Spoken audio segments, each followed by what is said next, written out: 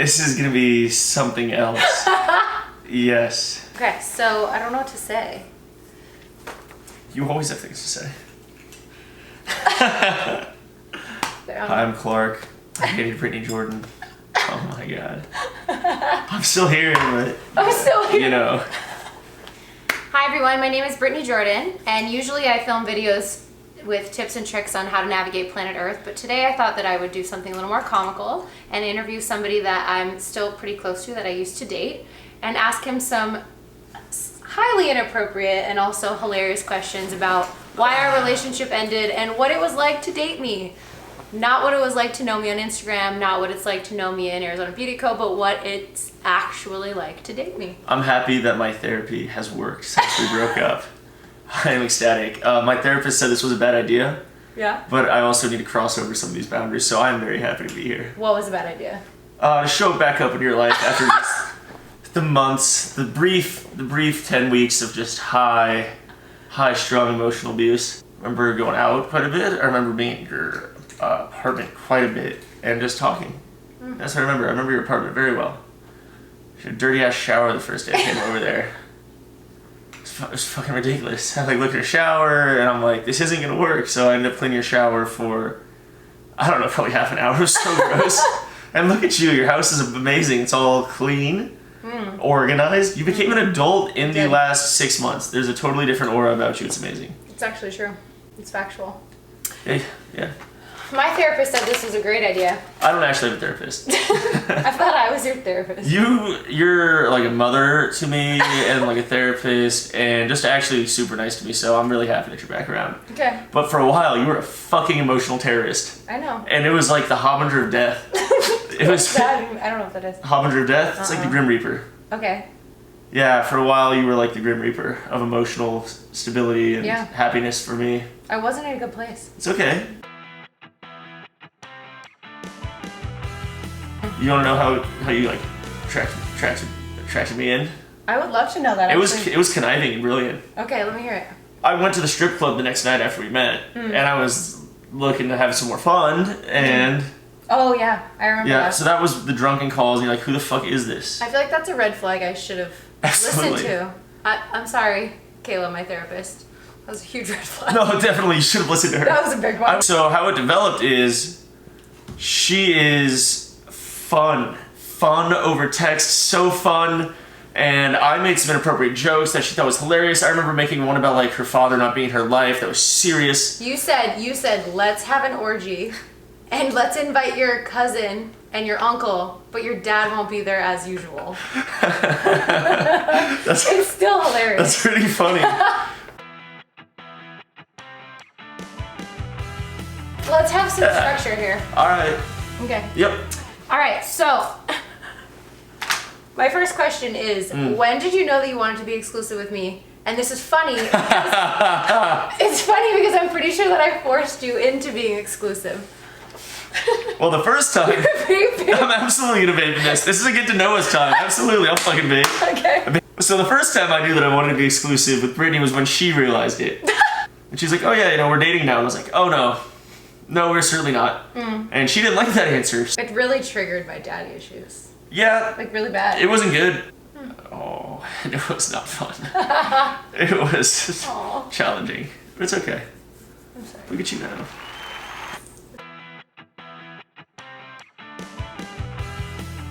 The running away is an effective method. And then I don't think I've ever called anyone 70 times before. Oh yeah. And not filmed. Not right now. No. No. You can take a no now. You didn't used to be able to take a no. Oh my gosh. There's gonna be a prenup. Absolutely. I'm making more money than you. You kidding me?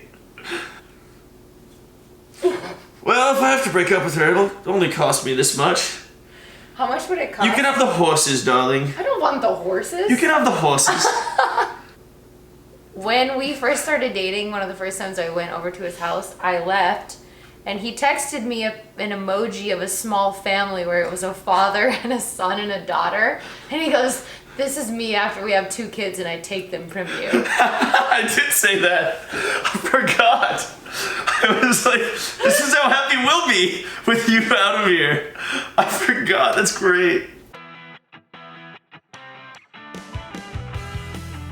Do you think that I could have a successful relationship based on what you've seen? Oh, now? 100%. Back then? Oh, no.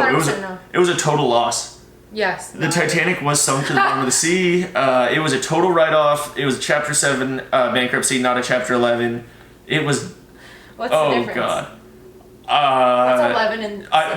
Chapter 11 is when you do a debt restructuring, and a Chapter 7 is where you sell all the assets and the lawyers and the preferred stockholders get it. We're here to teach you also.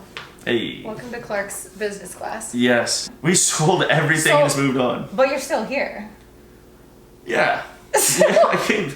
So a lot of the things that you commented on my personality, other men have commented on, but Right. like everyone always comes back. So I'm always like, is it really that bad? Yes, it was. 100%.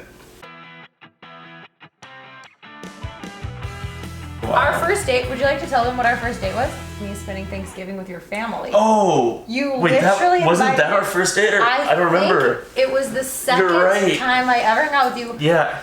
Was your family? This bitch shows up in a Range Rover with 2 bottles of bubbly, like, what's up? Let's party. I'm like, oh my God, this got real. Did you know she had a Range Rover, Clark? No, my sister, lovely Allie. I did not know that she drove a Range Rover and was very successful. Not by the tube top and the short miniskirt she was wearing to the bar on that Sunday. I had no idea Britni was that successful. It doesn't really matter to me still. I'm happy that you are, but the success doesn't matter. But I will tell you that a $30 bottle of champagne does taste better than a $3 bottle. And that is not my family's Nebraska roots speaking. Okay, I want you to say that whole thing again about the Range Rover and the champagne, but leave out motherfuckers. Oh, you said I could swear, okay. I know, but like it's just a little too much. It makes you seem like a bad person. Okay. A little bit. Okay. It's not representing you as in No, it's best not, self. is it? It's representing me And then it as sports represents sickos. me poorly. It does. I fucked No, you. I realize that. You fucked a homeless guy. Like, I'm fine. I'm a banker. Like, I'm good. I'm successful. I'm a banker. Like, I'm a banker, baby. Like, fucking homeless guy. What's up? Like. Okay, I saved a homeless man from homelessness, and he just happened to be a pre-med student who was very attractive, and changed my life. He was he's the one who encouraged me to start my company. I'm happy it worked I think out. he moved out. Like maybe he's an enigma. Do you think that's part of my schizophrenia? You think he's just? Do you think he's just like Jesus, who just comes into your life and touches you and you're healed? So what do your parents think of me? I told him, I was like, yeah, I've been talking to Britni a lot. You know, she's doing well. Like, yeah, what's up with her? Oh, well, she's unveiling her second stage of her business, Space Face. Like, oh, why don't you get with her? I'm like, that's. I mean, thanks, guys. Thanks, parents. Thanks. Yeah, I think they want us to be in love. Yeah, maybe. I think they. Woo!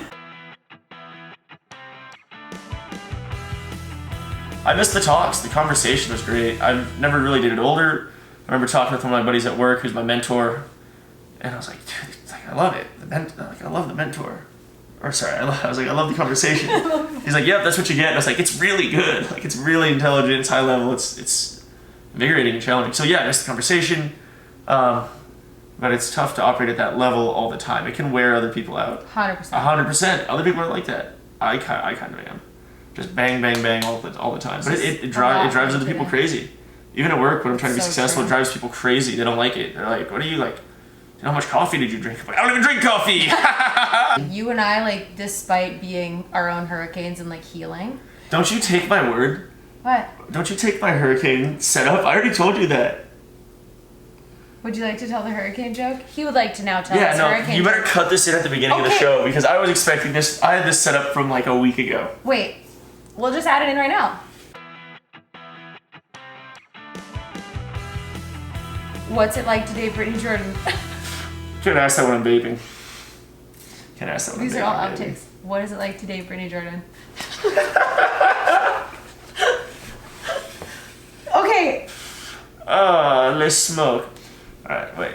Hit me. What is it like to date Britni Jordan? It's a lot like that right there, baby. So, have you ever been in a hurricane of emotion? You're just buffeted by the waves over and over again. Hands reaching up. Oh, and you certainly do drown at the end. This is not This is not where you survive. Yeah, it's a hurricane of emotions and then knives and sharks. I think I saved you. Okay. Well, there's the confidence. I think we're on the path to salvation. There's the confidence. There's the confidence. I think we're on the path to salvation. Oh, we're doing good. I think the last chapter of this is a good one. What, do we end up, like, both with dementia? Like. Also, why are you going to the Notebook? I love that movie. Remember we went to Vegas and you brought the Notebook? I'm still halfway through reading that. I deadass went to Vegas with my new boyfriend, who looks like this. Sad. And he opens his suitcase and he has the Notebook in there. I'm like, are you trying to get laid? Like, was this a move? And you're like, no, I just really wanted to read that book. Do you believe in great love stories? Absolutely. Do you believe that you could love one person for the rest of your life? Absolutely.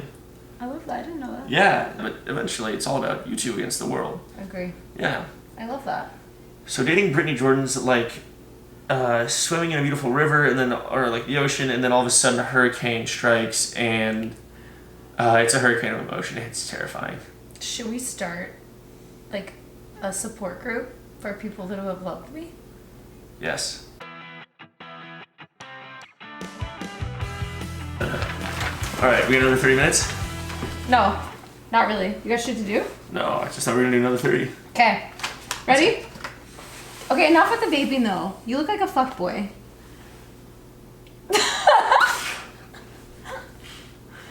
Should I put that I'm not really a fuckboy. No, you're not. I just got a fuckboy haircut thanks to Britni. You know what? Britni's just like, I want you to have a I want you to have a fuckboy haircut. I'm like, alright. I did not. That is not how that story went. That's not how the story went. We're both the authors of our own novel. I told him that one of my boyfriends said I was going to replace this boyfriend with someone with fuckboy hair. And then you, of your own accord, asked me to get you an appointment so you could go get douchebag hair. I did say douchebag hair. You said that. I really wanted douchebag hair. Yeah. Is it douchey enough? No. I didn't think it was. You're too funny and nice and cute. Damn. Damn. We could go out in the other room. You could hit me. I would like that. Actually, one side sexual, one side reparation. Yeah. How was our sex life? Half of what you mean is some of that tantric stuff, with all the hippie stuff, which is we didn't really get too far into. I mean, my spiritual awakening is coming or something. I'm a prophet. It's exciting. Sick. You have to be emotionally available to do tantra, and neither of us were. I certainly was not. Which could honestly be the exact reason that we could never have dated, because we both had a wall that was like, yes. You used to command me for sex, like a whore.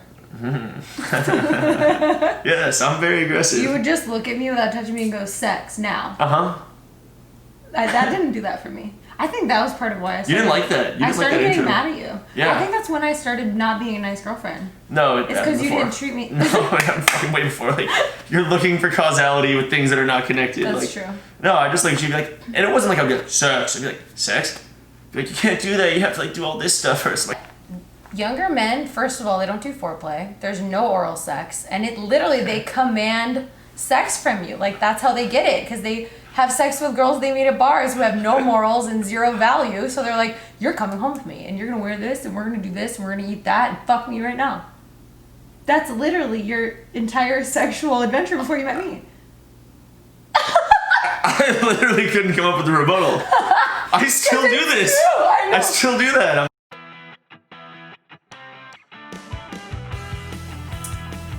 What type of person do you think that I would be happiest dating? Like, if you could design a dream dude for me. Oh, I've nailed this question so many times to you. I got it laid out already. Britni's theatrical, so she needs to make the small, the mundane into like riveting, and exciting, like that, like stupid cough, and then it turns into like a play. That is so true. Yeah, that's what you need. I feel like I've been starving. I feel like I need like somebody who's just full of life. I need that. No, but that's more on you than getting that from someone else. You're the first one who finds the No, but I am that way, but excitement. they don't like it. Well, find someone else. No, I know. There's so many people. There's like 6 million people in like Phoenix. Just walk down the street. Do you know somebody? You're very pretty. Maybe. Yeah, probably. No, I don't. He probably wouldn't be better than you. Thank you. Probably not. It's nice to hear. I feel like the one thing I realized too with you and like more people who are more wild personalities is like you can't contain a wildfire. So like you just have to like, the more I just let you burn, like I always get the best side of you when I just let you burn.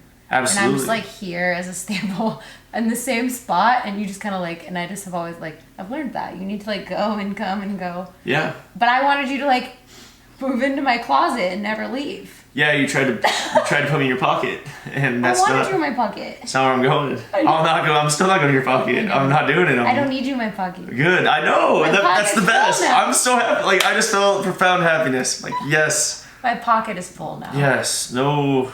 You can come stand beside me though. I'm here. I'm right here. I'm right here. Right here. I'm right next to you. I'm sitting Cannot get much closer without being inside of you. Like we are right here.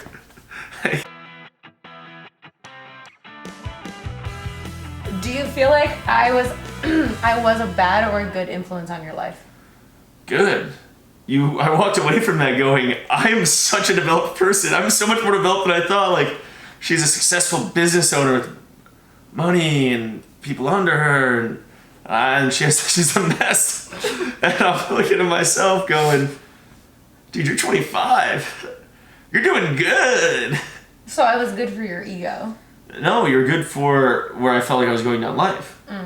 I felt like I was becoming an adult and progressing to the next stage of my being, going away from partying and feeling like I was young and I couldn't do things. Surprisingly, a lot of very successful people, you'll find like they have a lot of wounds because part of the thing that it takes to be successful requires a level of detachment and selfishness that typically somewhat unhealthy people have. Like I look at a lot of people I know that I consider to be amazing human beings, and I can recognize the ways, unfortunately, they wouldn't be able to successfully navigate being a business owner. Well, that's extraordinarily true. Yeah. It's a fine balance between being needy for people. When you're successful, it's a fine balance between being needy for people and being unavailable. Yes. It's really tough because sometimes you just want to curl up into a ball and cuddle with your significant other or anyone. Anyone. Just give me a hug, give me a cat and a blanket and a juice box. And a juice box? Yeah, give me a juice box. I got a juice box. Give me a juice box. Oh, yeah. Oh, I love these. Yeah. Okay. Ninja. If you could change one thing about me that would make me a better girlfriend, what would it be? I don't know right now. In the past, so many answers right now. Yeah, like today. You're wonderful right now. Thank you. I think like the world of you, actually. I don't really know. Next question. Oh. I was taking your trash. This is juice box. You're gonna be the happiest person in the world. So just stick with that. Keep trucking. Yeah. Seriously, you're doing great. I cherish our time together. I love it. It's fun. It's great. I lost someone very important to me, and I think like a lot of the things I realized during that breakup was that in order for me to have the type of person that I want, then I need to show up as that person, and that's where like lesson came from. Yeah. Yeah. It usually takes losing something important for you to change. Yeah, it sucks.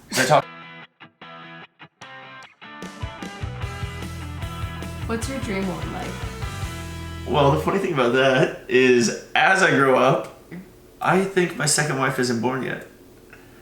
It's not funny the first time you said it, and it's not funny the seventh time you said it. I said it so many times. You said it. You think I'm gonna laugh one of these times? Yeah, I do. Wait, what are we in bed for now? Oh, baby. What do you want to do? Oh, baby. Help. Yeah, I can help with that. This is all serious. I agree. You seem serious. I was serious. I feel like you used that as a platform to get out a lot of your aggression. We probably should have talked about our relationship. Yeah, we probably should have covered some shit that we didn't cover. That's really funny. We rehashed our relationship. Yeah, on camera. we didn't cover enough of this beforehand. So we rehashed. We just rehashed all that shit. Hi everyone. Hi. So we just realized we rehashed a lot of shit we've never talked about. So that's why it was serious and a bit aggressive. We probably should have talked about it beforehand. That's true. So we haven't talked about anything heavy. We have not talked about any of that. We're going to edit out a lot of it, so you won't see what we're talking about. Yeah, absolutely. Yeah, it's like a therapy session. Jesus. I'm going to cry. I'm going to call my mother. I am your mother. what's the mental image that you had of me after we broke up? Well, spirituality was so far removed from my life, and you introduced it to me that I thought of you as kind of like this cackling witch over like her cauldron, like stirring in her like essential oils in her like mushrooms or her kombucha, whatever. It's a baboa babinko, whatever that drink is. You're pouring that in there, and oof, we have the potion to make a man fall in love with you. I had somebody ask me once, they said, I can't stop thinking about you and I keep obsessing over you. Did you do black magic on me? Yeah. He literally was like, I'm like obsessed with you and I'm freaked out and I think you're doing magic on me. I was like, no, that's called falling in love. No, there's a time in your life, I bet, where you would look at him and be like, yes. No way. Yeah, you'd be like, yeah. I would never. I don't know, I could see you being younger, like 17 Not to 20. free will. 17 to 20. I have always been a white witch. Meaning you only mess Okay, with you've never done any dark magic. No. I've heard you perform dark magic, but heard How? that you've told me you said you performed dark magic before. No. I'm gonna take this up with the council of magics, and we're going to determine Wait, your what do you fate. mean? When? It's not what I've heard. Dark magic. You've practiced dark magic before. I said that I dated someone who was involved with a group that did dark magic. Look, that type of spirituality leaks out into the rest of your being, from what I've learned. From me? Yes.